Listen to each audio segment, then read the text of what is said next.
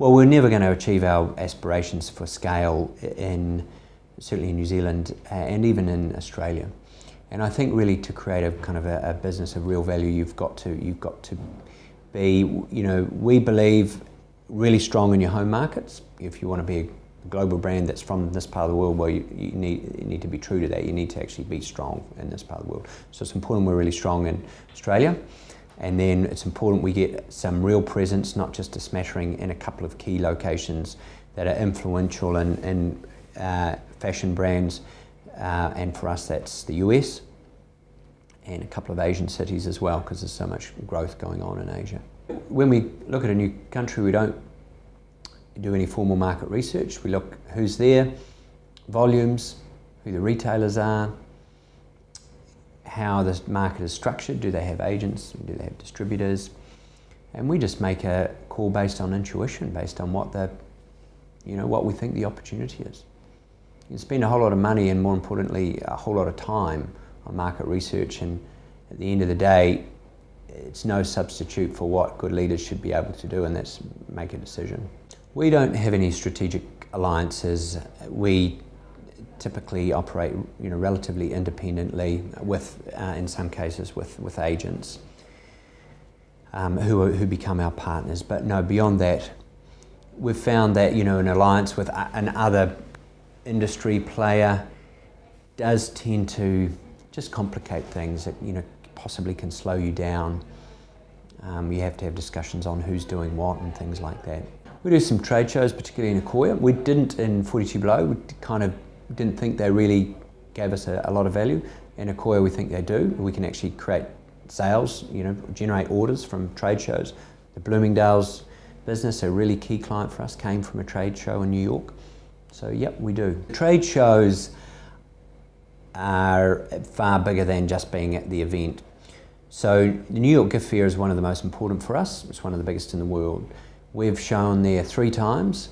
Bloomingdale's were there all 3 times, but it wasn't until the second time that they really took notice of us. So I think when you're looking at trade shows, you need to realise you're going to need to be there over a series, because a lot of the bigger players see companies come and go. So they're going to need to know you've got longevity and you're funded and resourced well enough to be committed to that market for some time. Point 2 is you're going to need to have a pretty slick looking stand there. You can't be the tiny guy stuck in a back corner. You got to, if you're going to compete, you got to have a major presence there. There's a whole lot of PR you can do around it, and you should have a PR partner to get publications to come to your stand, trade publications to cover you, all that kind of stuff. So it's not just customers you're hunting for, it's press. And you should invite your potential customers to your stand. Don't just expect them to waltz past you one day. If you know you want to be at XYZ store, send them a slick invitation, inviting them to your store. And then post, follow up. Ideally you should be selling on your stand. We certainly sell at the stand, we have targets. And then absolutely follow up, build a database and keep constant touch with them. Send them new product information, press sheets, all that kind of stuff. What hasn't worked is just sending stock overseas and expecting it to move. You often get a call from someone who sounds enthusiastic and they say, yeah, we want to represent your product, we love it, we'll make it work over here. We don't want a big kind of contract, but send us a bit of stock and we'll give us a term and we'll make you famous here. So you send them some stock and then kind of nothing happens. And in the meantime, you may have shut out other opportunities in that particular country while someone's sitting on a pallet of stock. So what we say to ourselves is we don't just export product, we export product, people, packaging, promotion, the whole kit.